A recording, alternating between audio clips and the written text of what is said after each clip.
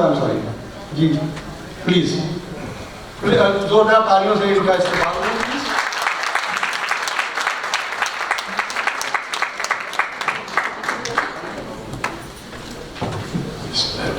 Assalamu alaikum. Maybe a little louder. Back here, Aligarh ka Jasmani case. Wa alaikum salam. Assalamu alaikum. Thank you. Thank you. I'm truly humbled by the honor that you're giving me. As a student coming out of AMU, I never thought I would be standing in front of such an august gathering with people who are far more accomplished than I am to accept this award. So I thank Ani, all the officers on the executive committee for giving me this honor. And as I said, I'm truly humbled by it. My story really began in Aligarh. Aligarh is a place which really shapes you, it changes you, and really defines who you are, or forces you to define yourself. That definitely is what Aligarh is for me. I got an excellent education. I was able to excel based on that foundation anywhere. I used to work for a national lab, and I could compete with the best of the best coming out from Ivy League colleges, which is normally the norm where they have their staff coming from. So Aligarh indeed was a great place. I enjoyed my time there. I learned a lot. And it was also a time when you leave home. I left home for the first time out of the shelter of my family. I was literally, alone as most of us are in the hostels. But one thing that spared me as a Hyderabadi, despite the fact of my deficient Urdu, was the Khichai Navy. The reason for that was there were quite a few Hyderabadis in influential positions.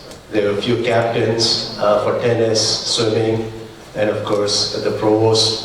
So really, and then the debating captain, and I myself was a debater.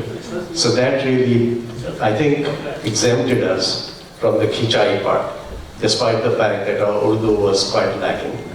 But despite that, we prevailed, and I came to the US, I think in '72.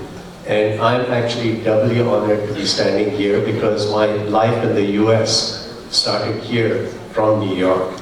I came here first, and this is where I earned enough money from a restaurant on 59th and Lexington in Manhattan in order to pay for the first semester of my graduate studies. That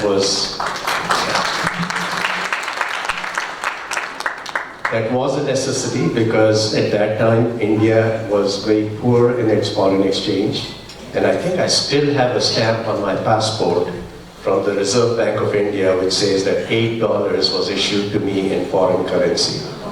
That is all we could get. So India was a very different place at that time.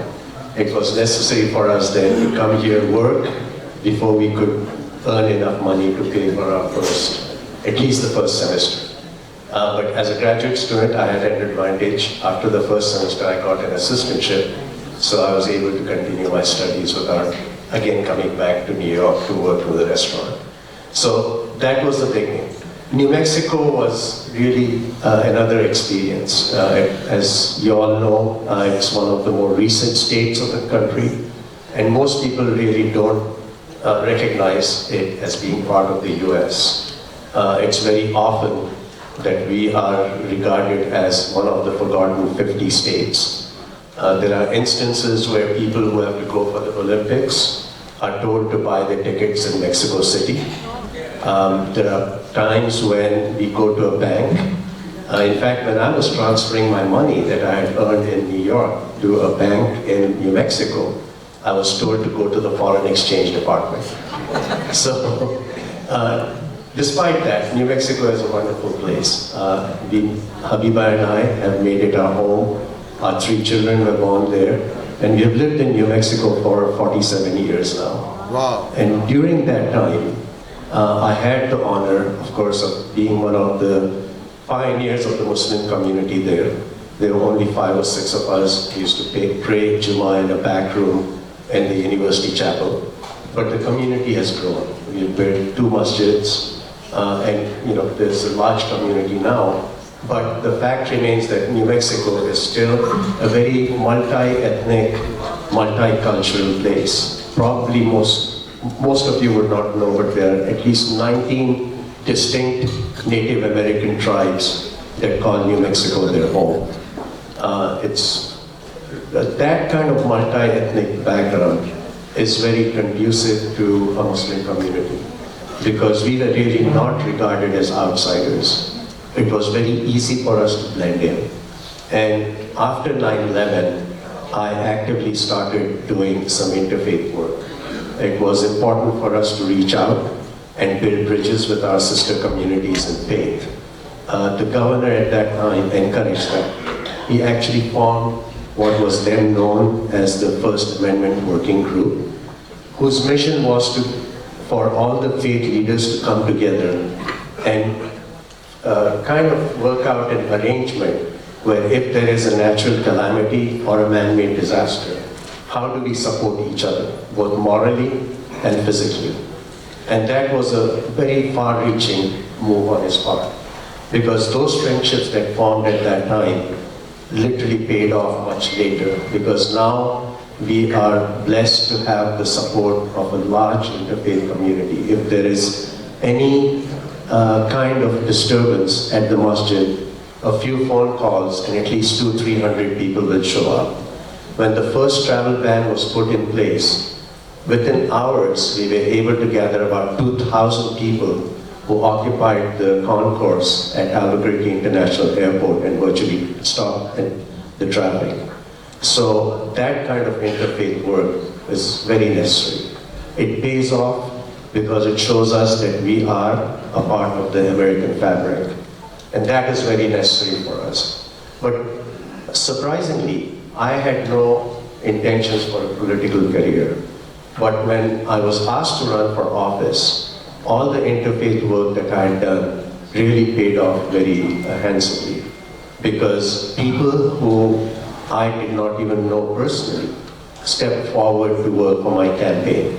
Every weekend there would be 20, 25, 30 people who show up, who I hardly knew, but they're ready to make phone calls, knock on doors, and work for my campaign.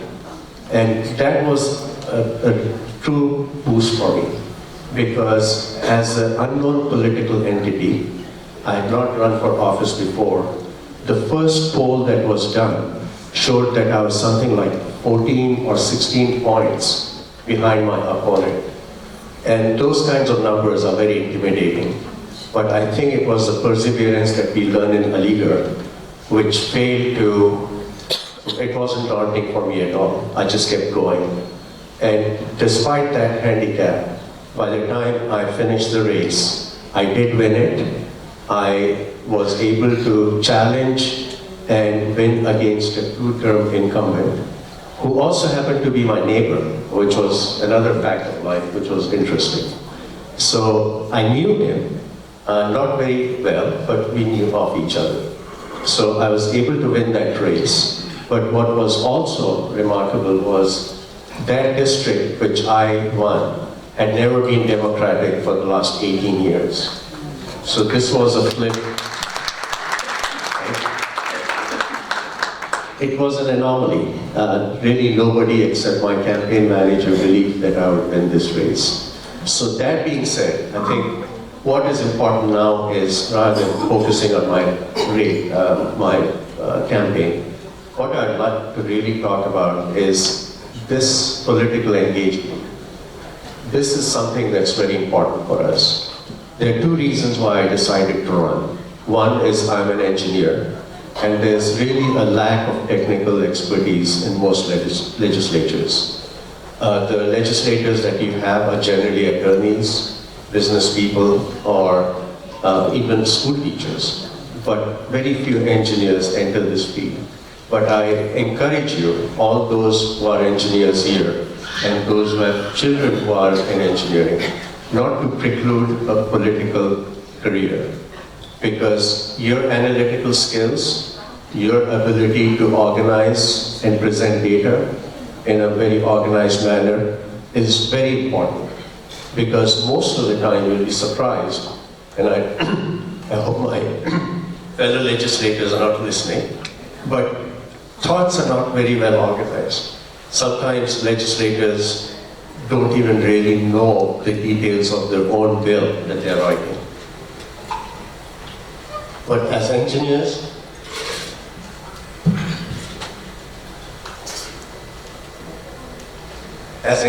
we can do that. And that is a great asset. But for me, it was also important because I'm an engineer who works in renewable energy. That's most of my career. I worked in renewable energy and energy storage. And my state, New Mexico, is making a historic transition away from coal-based energy to renewable energy. So my being in the legislature was very timely.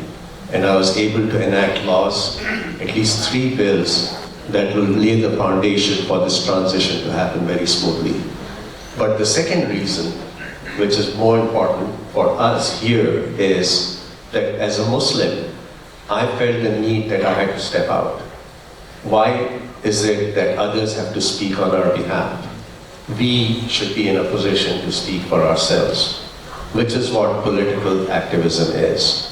So I'm not saying that everybody should run for office, but you should get politically engaged. And there are many ways of doing that. You can have house parties for candidates that you want to support. That's a very powerful message. Usually these house parties bring you, the candidate, into the home. They interact more intimately with your peers, your community. They get to know you as a community and as community member. So house parties are very, and they don't have to be very elaborate. In fact, without even knowing that I was going to run for office, how am I doing that? Without any political intentions, it so happened that the year before I ran for office, there was a very important congressional race. And there were 2 candidates, both running for the same office, and invited both of them. And they came. I did not ask for any money. These were not fundraising events. These were just merely meet the community, get to know us, and tell us what your issues are. That's a very powerful message. And it so happened that one of them did win the race, and the other one was appointed to a Senate seat later on by the governor for a seat that was vacant.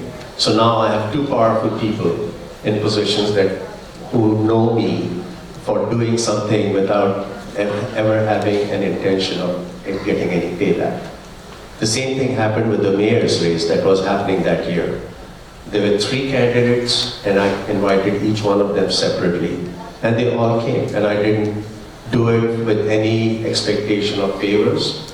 Not that I would be appointed into any administrative position once they won the office.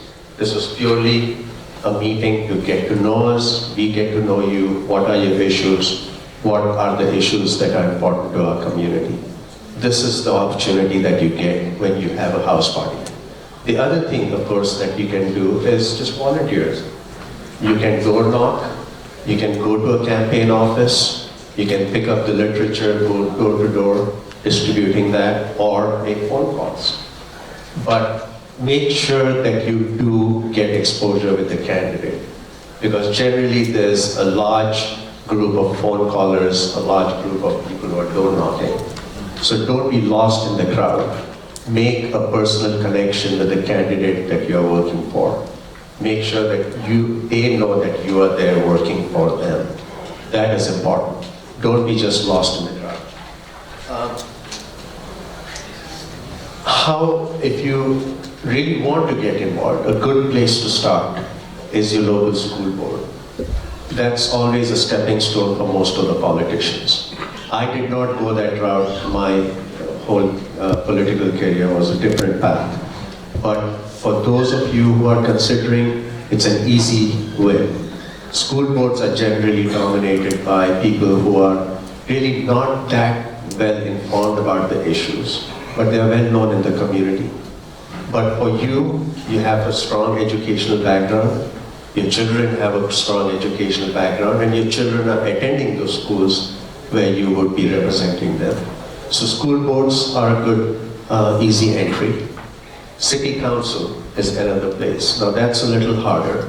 And then as you progress up, you go up from school boards to city council to mayor, state rep, senator, and really Senate is where most of the power lies. Even a House of Representatives doesn't wield that much power as a senator does. So I think our goal should be to follow in the steps of Ilhan Omar or Rashida Tlaib and make sure that we have more people going and vying for the Senate seats. That is really important for us. So with that, let me focus on one more point that I want to make. Education, which was alluded to here by Brother Shoaib. This is really, really important for us. What I do is usually I refer to the United Nations Human Development Report. It's updated every year and it measures several metrics of human development and human society.